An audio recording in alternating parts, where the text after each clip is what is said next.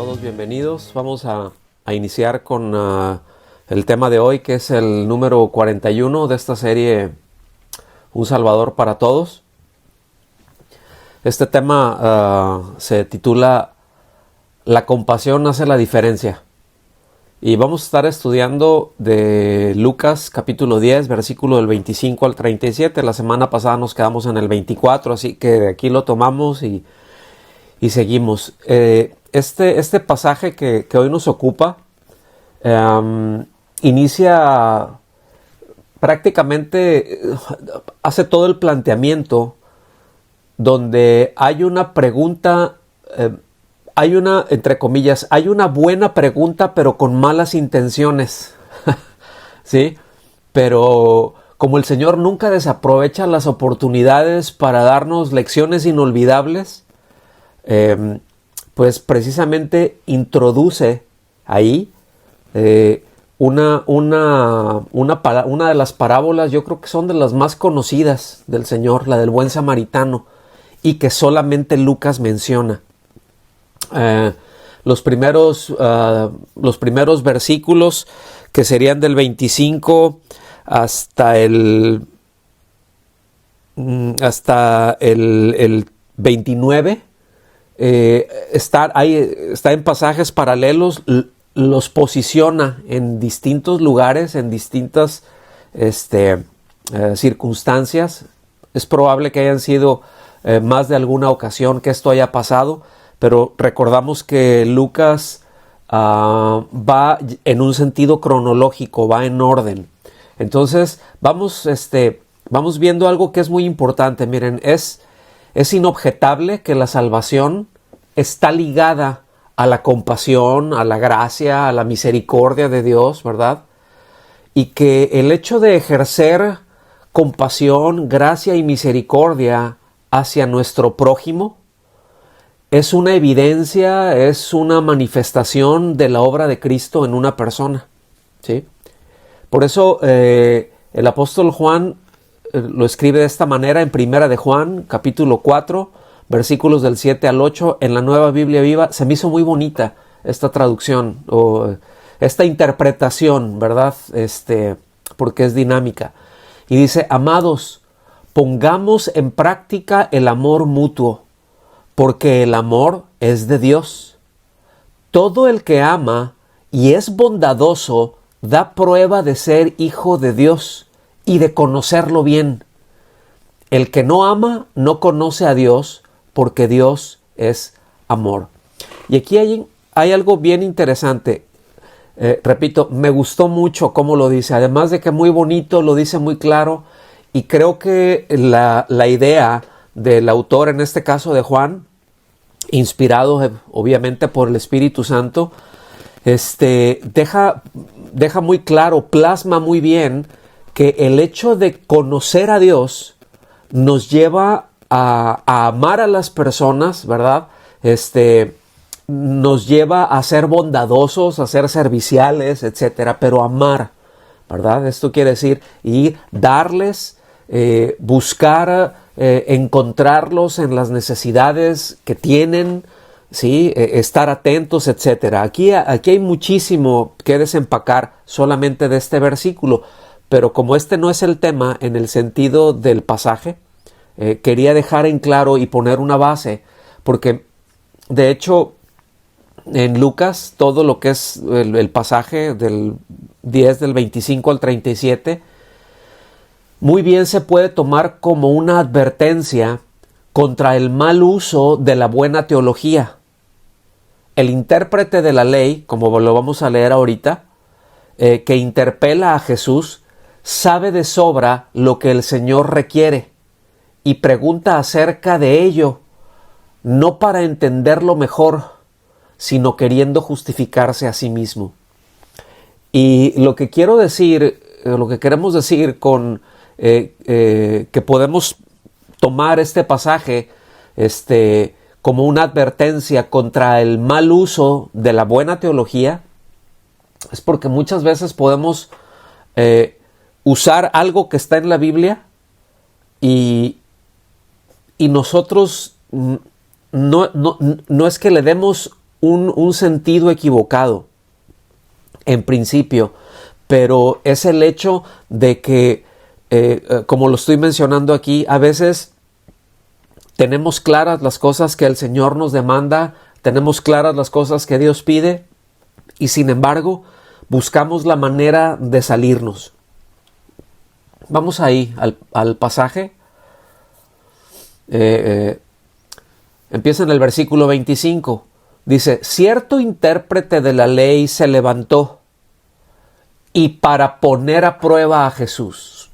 Subraye eso, yo aquí se lo subrayé. Para poner a prueba a Jesús dijo: Maestro, ¿qué haré para heredar la vida eterna? Y Jesús le dijo: ¿qué está escrito en la ley? ¿Qué lees en ella? O sea, ¿por qué me preguntas a mí? Tú eres un escriba, tú eres un experto en la ley. ¿Por qué me preguntas a mí? Dice, experto en la ley es otra de las traducciones, ¿verdad? Para decir escriba o intérprete de la ley.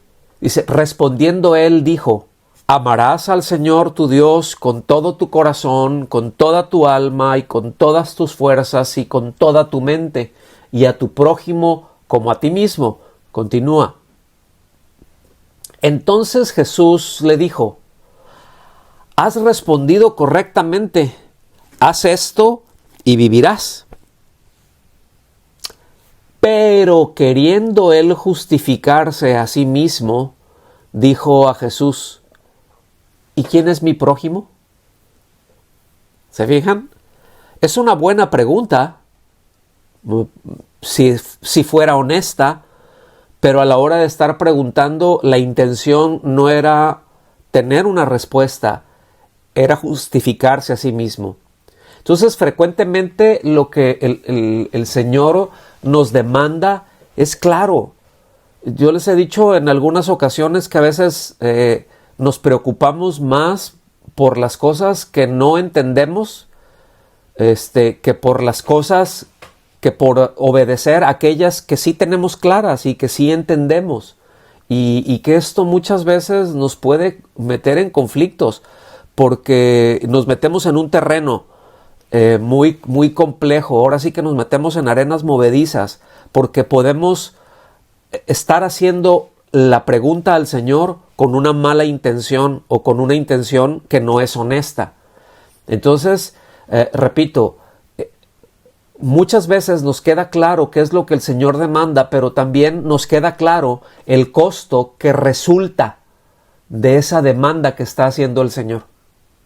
También nos resulta claro que a veces no es fácil, que a veces no es difícil, que a veces que no es fácil, que a veces es difícil, que el responder al Señor muchas veces nos va a sacar de nuestra comodidad y a veces no queremos eso porque lamentablemente muchas veces en nuestros afectos, nuestra comodidad y nuestros planes y nuestras cosas compiten en esos afectos por nuestros afectos con el Señor. Entonces, a veces demoramos haciendo una pregunta tras otra y tras otra, ¿verdad? Y esto uno lo nota cuando le está compartiendo a alguien que medianamente ha leído la Biblia o que tiene muchas... Que puede tener argumentos. Repito, a veces ni siquiera son válidos, solamente está postergando sus respuestas al Señor o tratando de justificarlas, sus falta de respuestas, ¿sí? Porque de repente empiezan a salir preguntas, bueno, pero les estás hablando de que el Señor vino para dar su vida, ¿verdad? Y les estás hablando acá de Juan 3:16 y estás explayándote ahí, hablándoles del amor de Dios, ¿verdad? Y te dicen, bueno, sí, pero el Señor va a venir antes o después de la tribulación, va a venir antes o después del milenio, ¿sí? Y empiezan, bueno, pero entonces Dios eligió a unos para una cosa y para otros no, o a ver, o realmente Dios hizo al mundo en 6 días, o está bien, se debe de bautizar de esta forma o de esta otra, se pueden bautizar a los niños, casi ¿por qué los cangrejos caminan de lado?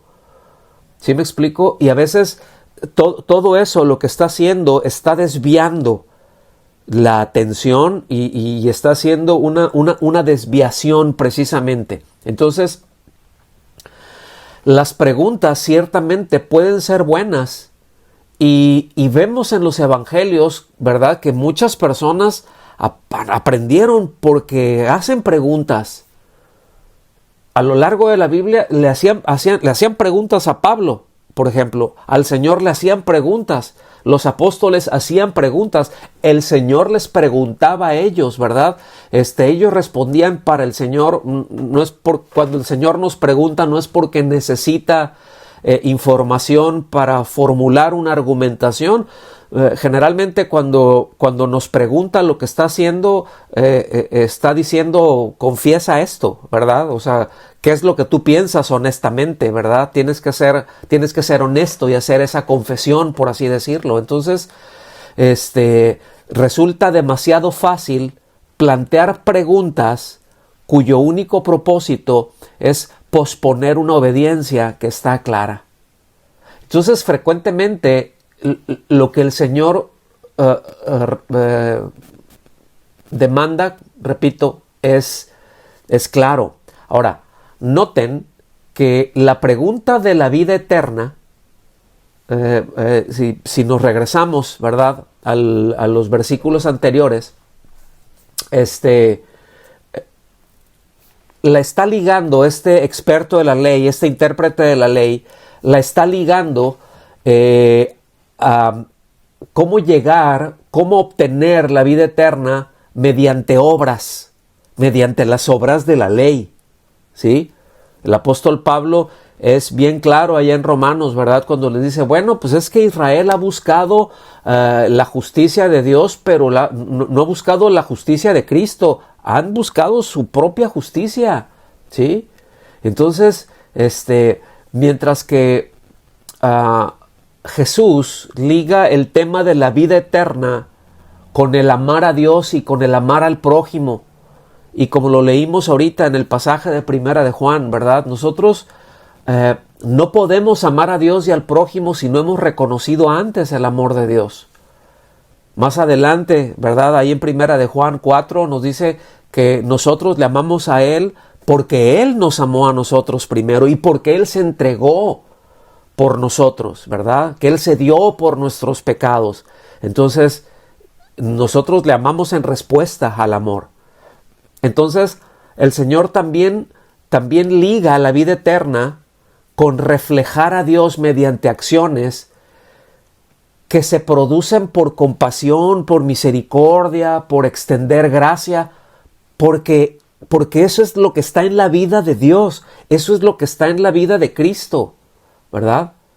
Y aquí evidentemente implica pues el responder de una manera correcta y positiva al Señor, es decir, al mensaje del Evangelio. Son nuestras respuestas, nunca mediante rituales, nunca mediante liturgias y que están desconectados de la vida real. Eso no es lo que enseña la Biblia. Pero aquí hay lecciones muy importantes que vamos a ver ahorita. Miren, en el pensamiento judío, regresando a la pregunta que le hace ahí este experto de la ley, ¿verdad? ¿Y quién es mi prójimo? Fíjense cómo lo está preguntando, ¿verdad? ¿Quién es mi prójimo? ¿Sí? ¿Quién es? ¿Sí? Muy bien, o sea, pues en el pensamiento judío, prójimo era el israelita no ligado por lazos de parentesco. Ahora, póngame atención, era en el pensamiento judío, no es lo que la Biblia dice, son a conjeturas, son a cosas en donde ellos llegaron que decían, de este se trata mi prójimo porque esto dice la Biblia. Y efectivamente en Levítico 19, de los versículos 16 al 18, se está refiriendo al prójimo, pues a sus compatriotas, a sus vecinos, porque es la gente que lo está rodeando, es en medio de donde está. Pero también hacen la concesión de al extranjero residente en medio del pueblo de Israel. Lo vemos ahí en el versículo 34 de Levítico 19.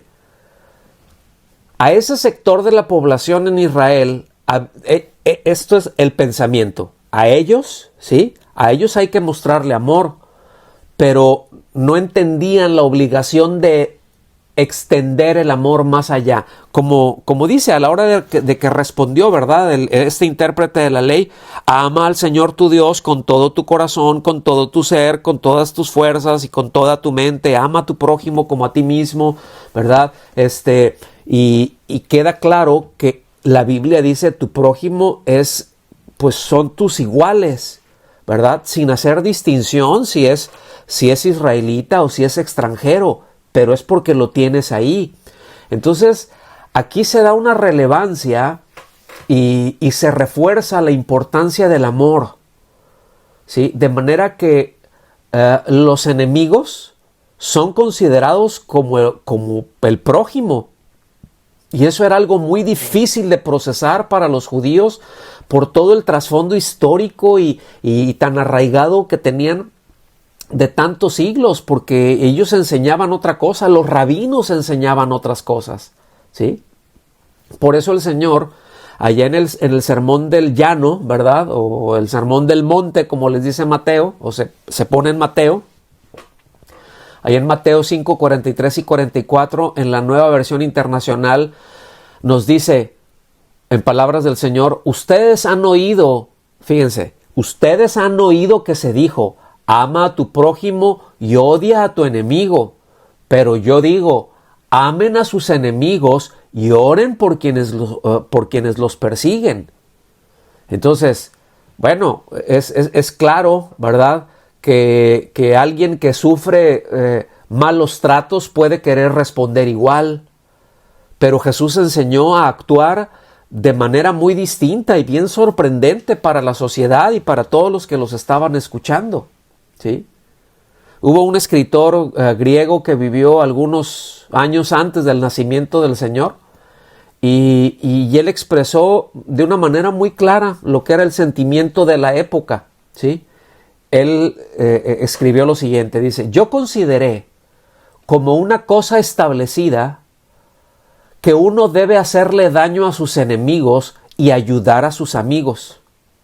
Ahora, es exactamente lo mismo que enseñaban a los judíos. Por eso el Señor les dijo: ustedes han oído que se dice ama a tu prójimo y odia a tu enemigo, pero ese odia a tu enemigo no está en la Biblia, ¿sí? Pero notan que es una mentalidad muy de la naturaleza humana, es una mentalidad muy de la carne. Y si notan, ese pensamiento era básicamente el mismo entre judíos y gentiles. O sea, ¿qué diferencia hay entre que ellos enseñen ama a tu prójimo? Ellos entendían otra vez, ¿verdad?, a tus paisanos. Y odia a tu enemigo, o sea, a los gentiles. Los judíos aquí hasta se me hace que lo llevaron un poquito más arriba, porque ellos ya hacían una diferencia racial. Y aquí este griego dice: pues yo consideré como una cosa establecida que uno debe hacerle daño a sus enemigos y ayudar a sus amigos. Pero qué diferente es el mandamiento de Jesús.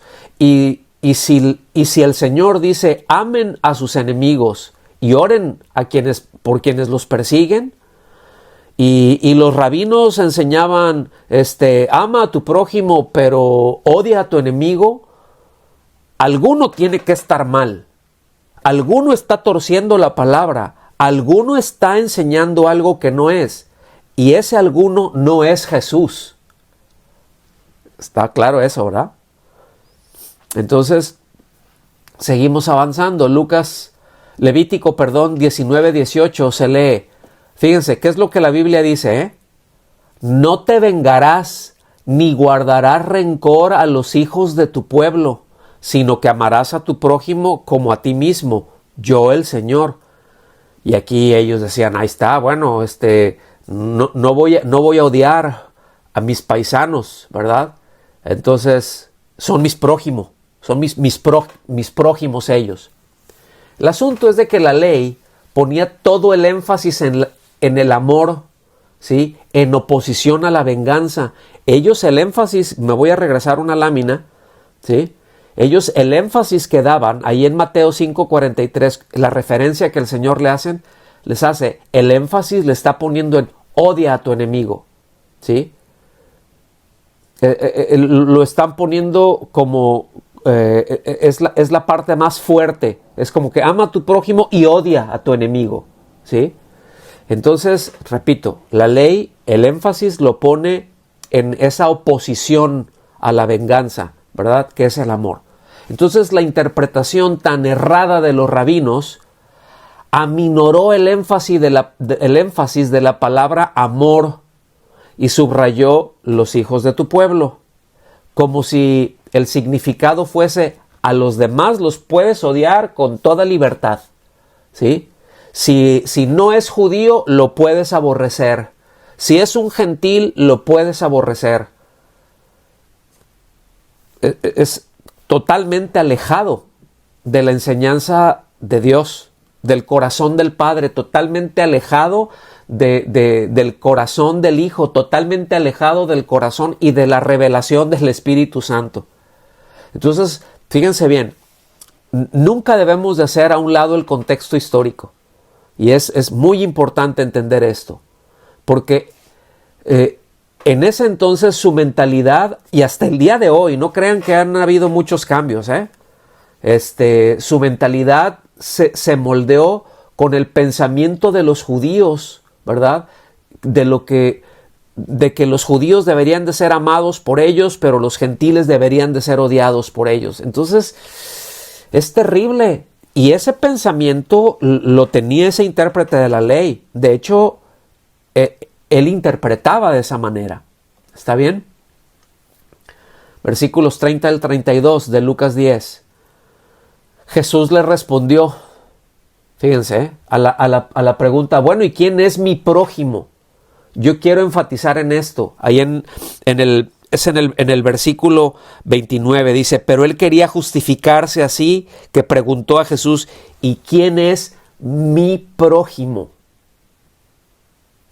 Pónganle eso, manténganlo ahí, por favor, en alguna parte de la cabeza, ¿sí?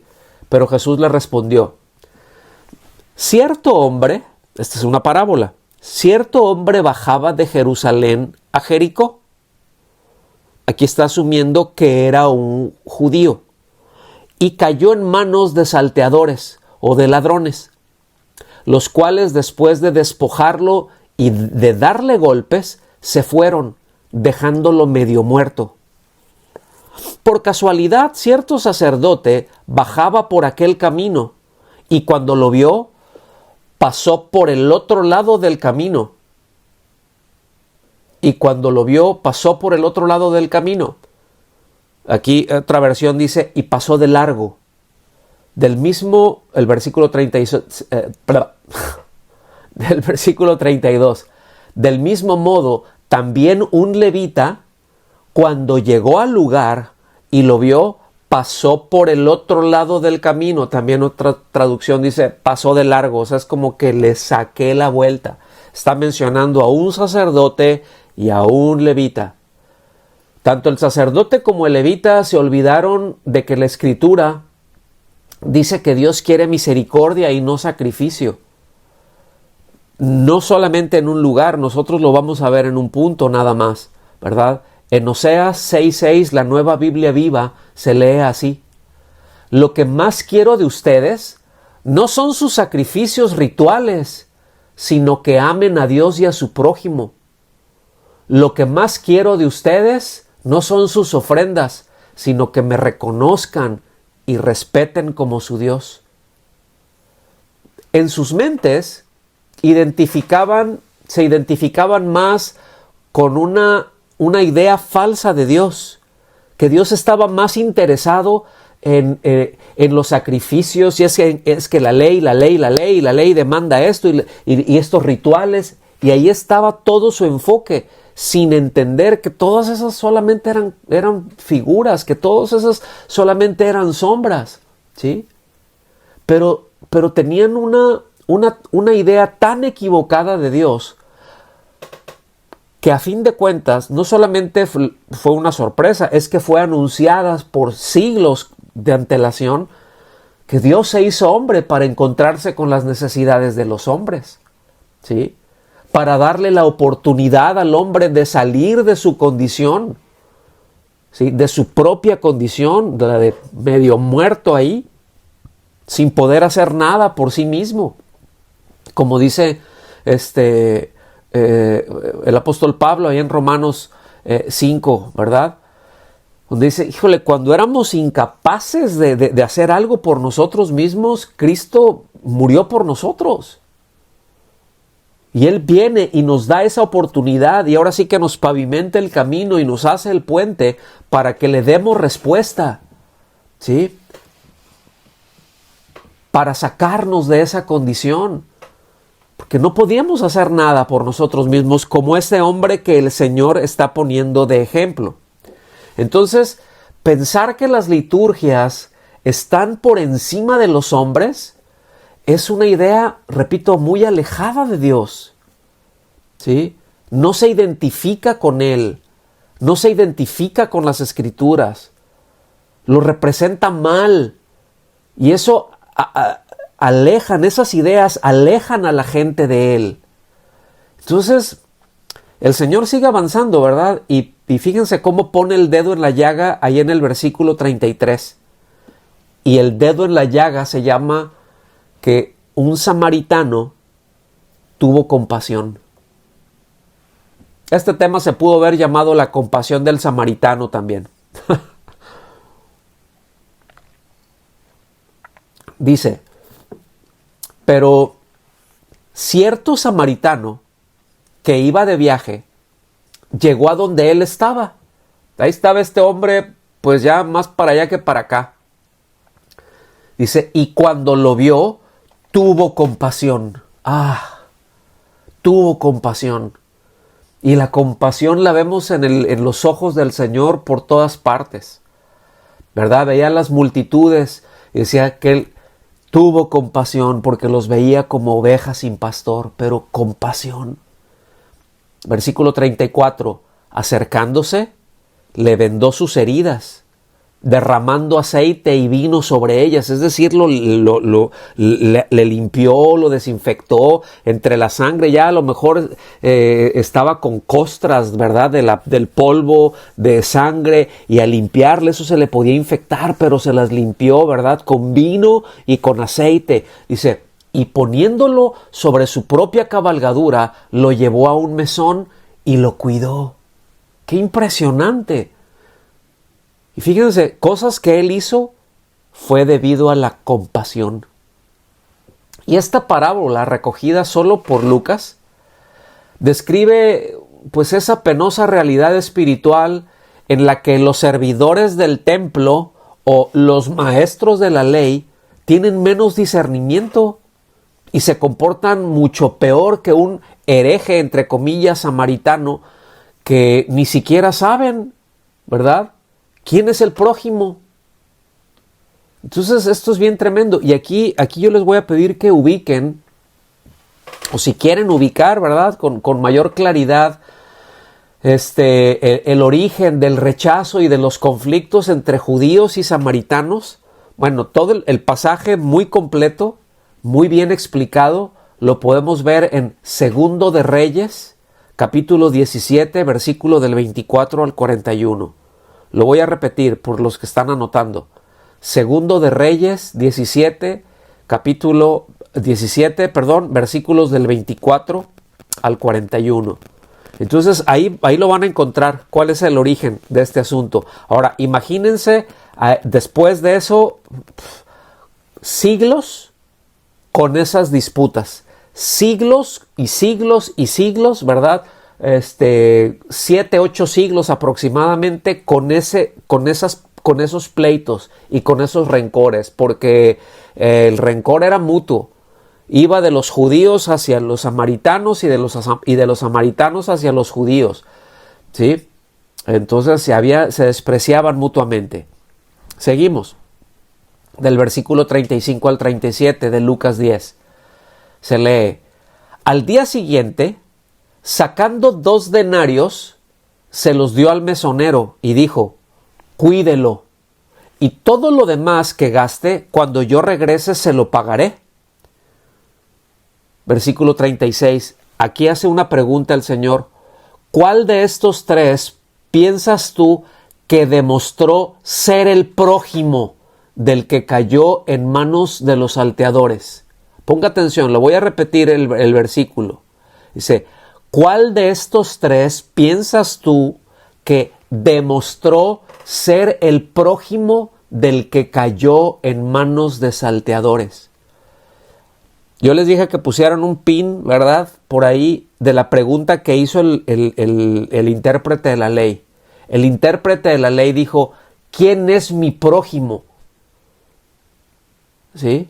¿Quién es mi prójimo?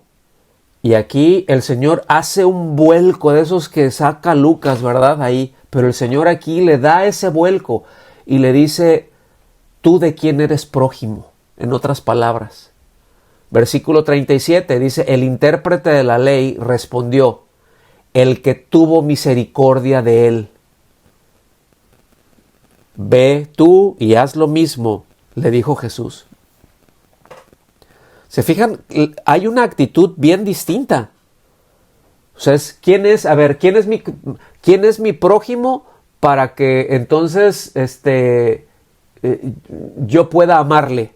Para que yo pueda tenerle misericordia. Y aquí el asunto se cambia. Aquí la gran innovación de Jesús, ¿verdad?, es que el prójimo al que hay que amar incluye a todos, ¿sí?, sin excluir al extranjero o al enemigo. Aquí la pregunta esencial entonces deja de ser ¿quién es mi prójimo?, para convertirse en ¿no soy yo prójimo suyo? ¿Sí? ¿Se fijan? O sea, veo al que está en necesidad y no es, ¿será ese mi prójimo o no? Ahí está la clave de todo esto. Lo repito, veo al que está en necesidad y para hacerle misericordia, tengo que responder a una pregunta teológica de ¿y quién es mi prójimo? Y eso no es lo que el Señor está enseñando, sino la pregunta es, ¿acaso no es mi prójimo? Entonces tengo que ejercer misericordia. ¿Sí? Fíjense, aquí es una lección bien tremenda porque les dice, pues un samaritano interrumpió su viaje, ese hombre interrumpió su vida, tuvo un costo para ayudar al maltratado. Y bueno, definitivamente reflejó la imagen de Dios en el hombre. ¿Sí? Nuestras vidas deben de reflejar eso. La Escritura nos dice que el ser humano, todos los seres humanos, fuimos creados a imagen y a semejanza del Señor. Guardamos eso, tenemos eso. Entonces es nuestra responsabilidad y tenemos la imagen de Dios para reflejarlo. Cuando no lo estamos reflejando, estamos completamente fuera del propósito de Dios. Porque el propósito de Dios es que lo reflejemos a Él, es que lo manifestemos a Él. ¿Sí? Entonces es claro que el prójimo son los seres humanos que nos rodean. Encontrarlos en sus necesidades y hacer algo a su favor, ¿verdad? Si está a nuestro alcance. Hay veces que no está a nuestro alcance, pero algo podemos hacer. Por lo menos orar, ¿sí? Pero con un sentido de compasión, no como un ritual. Entonces la parábola muestra que el sacerdote y el levita ignoraron el sufrimiento ajeno, ¿sí? Se alejaron del necesitado. El intérprete de la ley aquí en la parábola sabe de sobra quién es su prójimo. O al menos sabe lo suficientemente bien como para empezar a hacer lo que se requiere de él. Pero bueno, en lugar de sencillamente obedecer, hace una pregunta tras otra. Y eso es tan común, ¿verdad? Es tan común. Es posible entonces centrarse de una manera excesiva en buscar, ¿verdad?, definiciones teológicas para determinar quién es el prójimo. Y se descuida así el reconocimiento fundamental que el prójimo es aquel ser humano creado a imagen de Dios. A estos se les fue por completo la idea a ellos, ¿sí? Se les fue por completo el hecho de que para ellos era más importante, para el levita, ¿verdad?, que utiliza el Señor ahí en la ilustración para el sacerdote y el levita, que eran servidores del templo, en el pensamiento de ellos era, no, lo que yo hago es más importante que la vida de este hombre. Los rituales que yo voy a hacer valen más la pena que la vida de este hombre. Además, yo no sé ni siquiera sé si está vivo o está muerto, pero ¿y qué tal si está muerto y lo toco? Ya, entonces, yo ya voy a quedar inmundo. Yo ya voy a quedar impuro, ya no voy a poder llevar a cabo el ritual que es tan santo, ¿sí? Y ni siquiera toman ese riesgo. Por eso a tantos, ¿verdad?, los que vieron, les hacía cortocircuito cuando el Señor ponía su mano sobre un leproso y le decía, quiero ser limpio. Tremendo.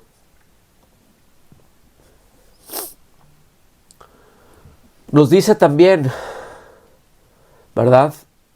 Ve tú y haz lo mismo. Y esto no quiere decir así sencillamente que uno debe amar y ayudar al prójimo, lo cual está bien, ¿no? Es amar y ayudar al prójimo, pero ese ve tú y haz lo mismo, o sea, tú ve y ejerce compasión, ve, acércate. ¿No eres tú prójimo de él? ¿No eres tú un ser humano creado a la imagen de Dios igual que él? ¿O piensas que eres superior? ¿Sí? Entonces, no. Aquí de lo que habla es, sobre todo, tiene que ir y hacerse prójimo de cualquier persona necesitada, por distante que le parezca. No es solamente cuestión de amar y servir a quienes están cerca o próximos a nosotros y desentendernos de los demás. No se trata de eso, porque eso es lo que entendían y eso es lo que enseñaban, ¿sí? Porque es más cómodo, porque no tengo que renunciar a mi comodidad, porque no tengo que renunciar a cosas. Entonces mejor me encierro ahí y me pongo a preguntarle cosas a Dios, ¿verdad? Y me meto en una argumentación teológica. Híjole. Final. Como discípulos de Jesús, debemos actuar con amor en el trato con la gente. Y aquí, evidentemente, amor incluye la compasión, incluye la misericordia, incluye la gracia, ¿sí? Aún con aquellos que no procuran nuestro bien, o incluso con quienes nos han hecho un profundo mal, porque la compasión hace la diferencia. Oremos. Señor, cuán importante y cuán necesario es que aprendamos esta sencilla pero profunda lección. Sencilla pero profunda lección, Señor.